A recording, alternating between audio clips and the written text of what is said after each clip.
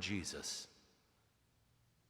But when he saw how strong the wind was, he became frightened, and beginning to sink, he cried out, "Lord, save me." Immediately, Jesus stretched out his hand and caught him.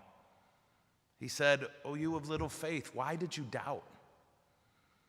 After they got into the boat, the wind died down. Those who were in the boat with him did him homage, saying, "Truly you are the Son of God." The gospel of the Lord. Jesus Christ. When Christianity became legal, Constantine, who was a Roman emperor, he gathered information. Where were Christians pilgrimaging to? Christians were a very tiny sect within the Roman Empire, not really noteworthy for numbers or any such thing, but Constantine's mom was a Christian. And so he had passed a law, one of his first ones, the Edict of Milan, saying you could no longer persecute Christians. And then he ordered the construction of a church over the grave of Peter, and then one over, I can't remember why they picked where Paul's was, but they picked it. So you have the Basilica of St. Peter's in Rome, and you have the Basilica of St. Paul in Rome. Their first iterations were built in the 4th century.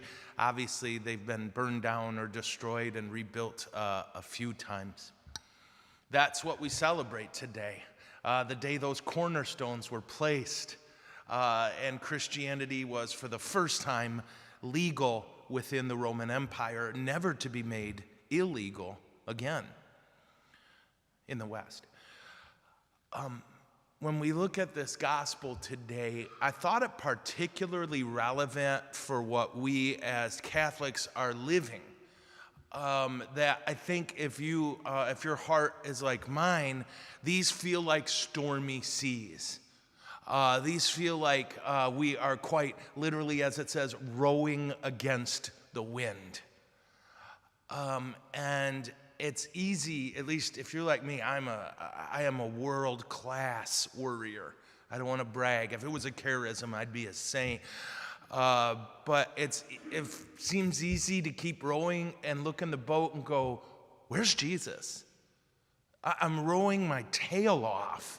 I'm terrified. And he's off somewhere praying. Yeah? We get in trouble when we take our eyes off Jesus. That's just how it is. When we're focused on the wind, we're going to worry about the wind. When we're focused on how hard we're rowing, we're going to be thinking about how hard we're rowing. And it even plays out with Jesus walking on the water, not calming the sea first. That's what we would have done, yeah? I would have been like, okay, let's chill this out, then I'll walk on it. And Jesus is like, no, waves don't bother me. But either way, I do love that Peter with that beautiful, beautiful, beautiful, crazy heart. That's you. You call me out. And I do love that he walked on water. I think I told you this before. I remember a priest talking about Peter's lack of faith. And I'm like, dude, 3 steps is a record, you know. And I don't know how many steps he got. But I do know that when he lost the ability to walk on water, do you remember why? Remember what it said? But when he saw how strong the wind was, that's what got his attention. Not, I'm walking on water. But there's wind and it's scary, and he starts to sink. And he cries out, krazo is the word in Greek, and it's the sound for, it's, quote, a shrill, piercing cry like the sound a crow makes. And Peter krazos. And the next words are, immediately Jesus stretched out his hand and caught him. I've been krazoing for about 2 weeks. How about you? Yeah? I've been doing my krazoing, and it's time to let him grab us, pull us out of the water, and say, oh, you have little faith. If we think changing the Constitution as we did is going to slow Jesus down, we're wrong. We're staring at the wind. We should be staring at Jesus. So today, I'm going to be quiet. And then we're going to go to the Last Supper. And you and I can't do that on our own. Only our God can grab us and pull us to the Last Supper.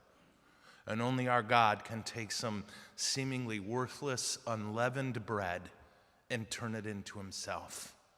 Let's keep our eyes on that and let him take care of the wind. Amen? Okay.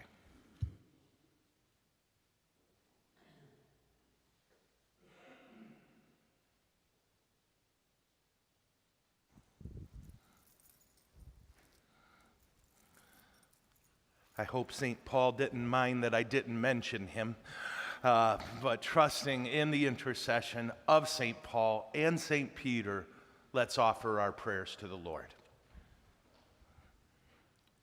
For the Bishop of the Church and their call to missionary discipleship,